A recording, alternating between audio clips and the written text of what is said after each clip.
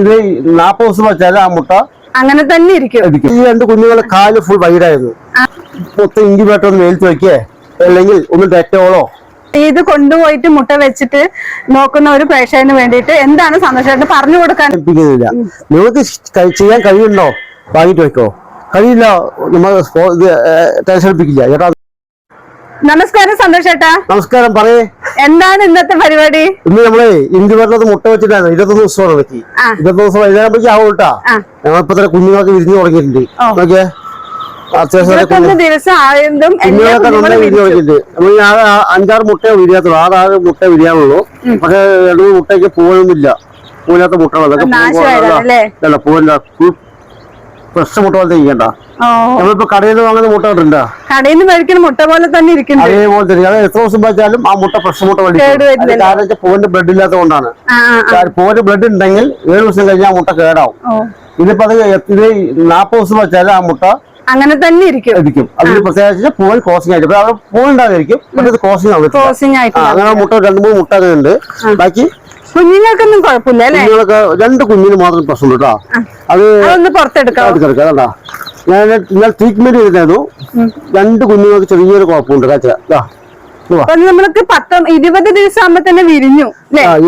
നമ്മളത് 19 ദിവസം വിരിയാൻ തുടങ്ങി.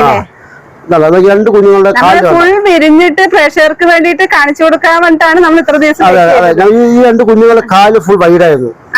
ഈ വൈഡാൻ കാരണം വെച്ച് കഴിഞ്ഞാൽ അതൊന്ന് എടുത്ത് കാണിക്കുക സന്തോഷം. നമുക്ക് ഈ 2 കുഞ്ഞുങ്ങൾ ട്രീറ്റ്മെന്റ് അതെ സന്തോഷേട്ടാ, എന്താണ് ഈ കുഞ്ഞുങ്ങളുടെ കാല് ഇങ്ങനെ ആവാൻ കാരണം? ഇതിന് ഇൻബ്രീഡ് എന്ന് പറയും. അതായത് ഒരേ ബ്ലഡിൽ ക്രോസ് ചെയ്യാവുന്ന കുഞ്ഞുങ്ങളെ ഇൻബ്രീഡ് എന്ന് പറയും. അതായത് നമ്മളിപ്പോ ഒരു 10 കുഞ്ഞുങ്ങൾ വിരിച്ചിറങ്ങും. ഈ 10 കുഞ്ഞുങ്ങൾ വിരിച്ചിറങ്ങുന്ന സമയത്ത് അവര് വീണ്ടും വലുതാകുമ്പോ ക്രോസിംഗ് ആവും.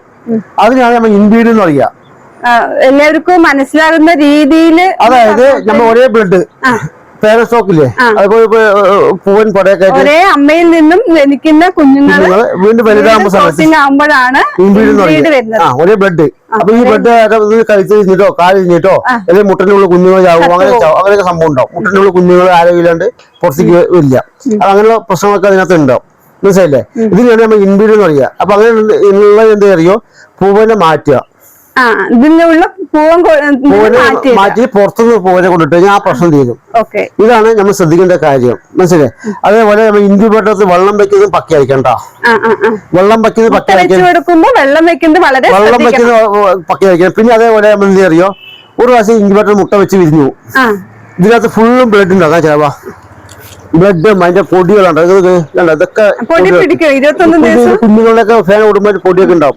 ഇതൊക്കെ കംപ്ലീറ്റ് ബ്ലഡ്, ചെറിയൊരു ബ്ലഡ് ഒക്കെ ഉണ്ടാവും. അപ്പൊ നമ്മൾ എന്ത് അറിയോ, ഒരു പ്രാവശ്യം വിരിഞ്ഞു കഴിഞ്ഞാൽ ഈ കുഞ്ഞുങ്ങളൊക്കെ മാറ്റി എന്ത് അറിയോ, മൊത്തം ഇൻക്യുബേറ്റർ ഒന്ന് വെയിലത്ത് വെക്കേ, അല്ലെങ്കിൽ ഒന്ന് ഡെറ്റോളോ സാനിറ്റൈസോ ഒന്നിക്കൊന്ന് സ്പ്രേ ചെയ്യുക. ഡെറ്റോളോ സാനിറ്റൈസോ വെയിലത്ത് വെച്ച് ഒന്ന് ഉണക്കിയെടുത്തതിന് ശേഷം ഒന്ന് തുടച്ചെടുക്കുന്നത്. നമ്മളിപ്പോ ഒരു കാര്യം, നമ്മളിപ്പോ പനി പിടിച്ച് നമ്മൾ പല ഭാഗത്തേക്കും പോയിട്ട് വരികയാണ്. ശരിക്കും പറഞ്ഞാൽ നമ്മൾ പല ഭാഗത്തേക്കും പോയിട്ട് വരുമ്പോൾ ശരിക്കും നമ്മൾ കൈ അടക്കം സാനിറ്റൈസർ തുടയ്ക്കുന്നതാണ് ഇതിന്റെ പഠനം.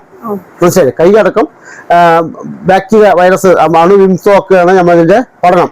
നമ്മളിതൊന്നും ചെയ്യാണ്ട് പോയിട്ട് ഇതൊക്കെ ചെയ്തു കഴിഞ്ഞാൽ നമ്മൾക്ക് വല്ല പനി അസുഖങ്ങളൊക്കെ ഉണ്ടെങ്കിൽ അത് നമ്മൾ ശ്രദ്ധിച്ചാൽ മതി. നമ്മൾ നമ്മുടെ കുഞ്ഞുങ്ങളെ എങ്ങനെയാണോ ശ്രദ്ധിക്കുന്നത് അതേപോലെ തന്നെയാണ് നമ്മൾ ഈ കോഴി കുഞ്ഞുങ്ങളെ ശ്രദ്ധിക്കുന്നത്. 1 ദിവസം പ്രായമാവുന്ന കുഞ്ഞുങ്ങളാണ്.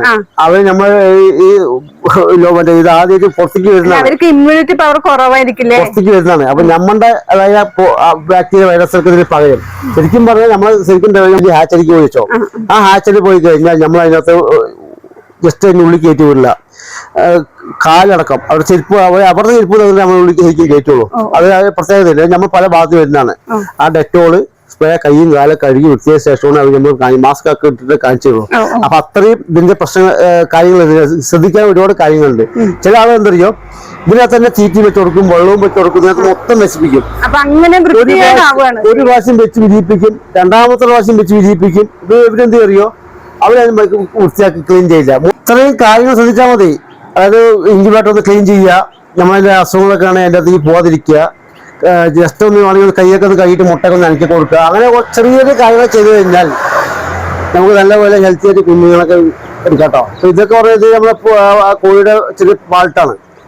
ഇൻബ്രീഡ് എന്ന് പറയും ഇതിനൊക്കെ. നമ്മൾ മേടിച്ച മുട്ടന്റെ കുഴപ്പമാണ്. പക്ഷെ അത് പോവാൻ അവർക്ക് അറിയില്ല അതിന്റെ എങ്ങനെ പാരസ്റ്റോക്ക് ഉണ്ടാക്കുന്ന ഇപ്പൊ അറിയാത്തത് കൊണ്ടായിരിക്കും ഇത് സംഭവിക്കുന്നത്. പക്ഷെ ഇത് നമ്മള് ട്രീറ്റ്മെന്റ് ചെയ്ത് കഴിഞ്ഞാൽ എന്തായാലും 3 ദിവസം കൊണ്ടൊക്കെ സംഭവം സാറാണ്. അവർക്ക് ആൾ ഇന്നലെ കാലൊക്കെ പരന്ന് 2 കാൽ വൈഡായിരുന്നു. ഇനിയിപ്പോ കുറച്ച് ദിവസം വെച്ച് കഴിഞ്ഞാൽ ശരിയാവും. 2 ദിവസം വെച്ച് കഴിഞ്ഞാൽ നമുക്ക് ഇത് ഓക്കെ ആവും കേട്ടോ. നമ്മൾക്ക് വിജയം എന്നറിയോ, നമ്മളെ പ്രേക്ഷകർക്ക് നമ്മളെ ഇങ്ങോട്ട് വാങ്ങിയ പ്രേക്ഷകർക്ക് നമ്മൾ സപ്പോർട്ട് അവർക്ക് നമ്മൾ കൊടുക്കുന്ന സപ്പോർട്ട് ഉണ്ടല്ലോ, അതാണ് നമ്മുടെ വിജയം. അവർക്ക് സപ്പോർട്ടിന്റെ ഒരുപാട് നേരിട്ട് വന്നിട്ടാണ് ഇവിടെ സെയിൽ ചെയ്തത്. ഞാനും എന്റെ ഭാര്യയും കൂടി ചെയ്ത് തുടങ്ങിയ സംരംഭമാണ്. 2 പേരിൽ തുടങ്ങിയ ഒരു ഇൻക്യുബേറ്റർ തുടങ്ങിയ സംരംഭമാണ്. ഇപ്പൊ നമ്മളിപ്പോ എത്ര 5 ആളായി ഇവിടെ പണിക്കില്ലേ? 5 ആളുണ്ടല്ലോ ഇവിടെ പണിക്ക്. വളരെ സന്തോഷമുണ്ട്. എല്ലാവർക്കും വർക്കുണ്ടല്ലോ, വർക്കുണ്ടല്ലോ. ഇപ്പൊ നമ്മൾ 200 മുട്ട വെക്കുന്ന ഇൻക്യുബേറ്റർ ഇപ്പൊ 100 എണ്ണത്തിൽ പണിയാന്നുകൊണ്ടിരിക്കേണ്ടി നമുക്ക് അതുകൊണ്ട് കാണിച്ചു കൊടുത്താലോ? ഇതല്ല ഒരു സെക്ഷൻ 100 എണ്ണത്തിന്റെ മൂടി വർക്ക് ചെയ്തുകൊണ്ടിരിക്കുന്നത്. ടോപ്പ് വശമാണ് ഇപ്പൊ ഉണ്ടാക്കി ഇത് വർക്ക് ചെയ്യുമ്പോഴേക്കും ഏകദേശം 1 മാസം ഏകദേശം ആവും. അപ്പൊ ഇത് കഴിയുമ്പോഴേക്കും ഇതിന്റെ വർക്ക് കഴിയുമ്പോഴേക്കും അടുത്തതിന്റെ വലുതൊക്കെ ഏകദേശം ഒന്ന് ഒതുങ്ങും. വലുതിനാണ് ഓർഡർ കൂടുതൽ, വലുതും ചെറുതും രണ്ടും ഉണ്ട്. നമ്മളതിന് വർക്ക് നമ്മൾ ഫുള്ള് നടന്നുകൊണ്ടേയിരിക്കും, സാധനം നമ്മൾ പോയിക്കൊണ്ടേയിരിക്കും. ഇപ്പൊ 100 വർക്ക് കഴിഞ്ഞാൽ അടുത്ത 100 വർക്ക് കഴിയുമ്പോഴേക്കും നമ്മൾ 100 മുട്ടന്റെ കഴിയാറാവും. അപ്പൊ അതിനല്ലേ സന്തോഷേട്ടാ നമ്മൾ ഓർഡർ അനുസരിച്ചിട്ടാണോ ഉണ്ടാക്കണത്? നമുക്ക് ഓർഡർ ഒന്നുണ്ടല്ലോ, നമുക്ക് ഓർഡർ അനുസരിച്ച് ഉണ്ടാക്കാൻ പറ്റും. നമ്മൾ ഇത് പോയിക്കൊണ്ടേയിരിക്കും. രീതിയിൽ നല്ല രീതിയിൽ മുട്ട വെള്ളം വെക്കുന്നത് ഇമ്പോർട്ടന്റ് ആണ്. വെള്ളം റൗണ്ട് ശ്രദ്ധിച്ചാൽ മതി. നമ്മൾ എന്റെ സജഷൻ വെച്ച് കഴിഞ്ഞാൽ കിട്ടും, ഒരു സംശയമില്ല. ഫസ്റ്റ് ടൈം എന്താണ് ഇത് കൊണ്ടുപോയിട്ട് മുട്ട വെച്ചിട്ട് നോക്കുന്ന ഒരു പ്രേക്ഷകന് വേണ്ടിയിട്ട് എന്താണ് സന്തോഷമായിട്ട് പറഞ്ഞു കൊടുക്കാനുള്ളത്? ആദ്യം ചെറുതെന്ന് തുടങ്ങാം. ചെറുതെന്ന് പറയുമ്പോൾ ഒരു കർഷകന് അറിയാന്നുണ്ടെങ്കിൽ അത് തുടങ്ങാം, കുഴപ്പമില്ല. അറിയാത്തൊരു കർഷകന് ചെറിയൊരു മുതൽ മുടക്കാം. നമുക്ക് നമ്മുടെ 200 മുട്ട വെക്കുന്നത് 2500 ഉള്ളൂ. സംരംഭം തുടങ്ങുന്നതിന് 2500 മുടക്കാൻ വലിയ സംഭവമൊന്നുമല്ല, ലക്ഷങ്ങളൊന്നും മുടക്കണ്ട. ഒരു 2500 മുടക്കുക, കുറച്ച് കോഴിമുട്ടയും വാങ്ങിയാൽ അയാൾക്ക് സംരംഭം തുടങ്ങാം. അത് അത്ര നമ്മൾ വ്യത്യാസമുള്ളൂ. നമ്മുടെ ഇൻക്യുബേറ്ററിന്റെ ഷോപ്പിൽ വ്യത്യാസമില്ല. ചെറിയൊരു ഒരു പൈസ ഉണ്ടെങ്കിൽ നമ്മുടെ ഇൻക്യുബേറ്റർ വെച്ച് ഇരിപ്പിക്കാൻ സംരംഭം തുടങ്ങാൻ കഴിയും. അത്ര നമ്മുടെ ഒരു ചെറിയ പൈസ ആവശ്യമുള്ളൂ. ഇതൊന്ന് തുടങ്ങാം. ഒരുപാട് ആളുണ്ട്. നമ്മൾ തുടങ്ങിയ ആളുകളിലൊക്കെ നമ്മൾ ഡീറ്റെയിൽസ് അയച്ചു കൊടുക്കും കേട്ടോ. നമ്മളൊരു ഒരു കർഷകന് നമ്മളിതുകൊണ്ട് വിജയിച്ച കർഷകർ അവരുടെ ഡീറ്റെയിൽസ് അടക്കം അയച്ചു കൊടുത്തിട്ടാണ് താല്പര്യം. അവരോട് കഴിയും എന്ന് ഉറപ്പുണ്ടെങ്കിൽ മാത്രം നമ്മൾ വാങ്ങിക്കുന്നുള്ളൂ. നമ്മൾ ഒരാളും പ്രശ്നം ചെയ്ത് വാങ്ങിപ്പിക്കുന്നില്ല. നിങ്ങൾക്ക് ചെയ്യാൻ കഴിയുന്നുണ്ടോ വാങ്ങിട്ട് വെക്കോ, കഴിയില്ല നമ്മൾ ടെൻഷൻ എടുപ്പിക്കില്ല. ചേട്ടാ നിങ്ങൾ വാങ്ങിച്ച പറ്റുമോ അങ്ങനെ നമ്മൾ പറയില്ല. പ്രഷർ ചെയ്യേണ്ട ആവശ്യം വരുന്നില്ല, ഒരാളും പ്രഷർ ചെയ്യില്ല. അവരെ കൊണ്ട് കഴിയുകയാണെങ്കിൽ നമ്മൾ സപ്പോർട്ട് കൊടുക്കും. കഴിയാത്ത ആളുകളെ നമ്മൾ ഒരിക്കലും പ്രഷർ ചെയ്യില്ല. താല്പര്യമായിട്ട് വരുന്ന ഒരു പ്രേക്ഷകന് ഉറപ്പായിട്ട് സന്തോഷേട്ടന്റെ 100% സപ്പോർട്ട് ഉണ്ടായിരിക്കും. ഇത്ര നമ്മുടെ ഇൻക്യുബേറ്ററിന്റെ കാര്യങ്ങളൊക്കെ ഇതിനകത്ത് ഫുൾ സ്റ്റോക്കാണ് അല്ലേ. ഇതൊക്കെ അങ്ങനെ ഈ 100 വർക്ക് കഴിയുമ്പോഴേക്കും ഇതിങ്ങനെ ഭാഗങ്ങൾ കാര്യമായി വരും. അടുത്തത് വീണ്ടും പണിതുകൊണ്ടിരിക്കും. അങ്ങനെ വർക്ക് ഇങ്ങനെ എത്ര ആൾ നോക്കിയേ, 3-4 ആൾ വർക്കുള്ള. നമുക്കിവിടെ ഒന്നും അവര് വന്നിട്ട് 2 വർഷമായി. നമ്മുടെ ഭാര്യയുണ്ട് 2 വർഷമാളാണ്. 1 വർഷമാളാണ്. മനസ്സിലായില്ലേ? വീഡിയോ ഇഷ്ടപ്പെട്ടെങ്കിൽ നമ്മൾ ചാനലും സപ്പോർട്ട് ചെയ്യുക. ഇനിയും നല്ലൊരു വീഡിയോ ആയിട്ട് മുന്നോട്ട് കാണാം.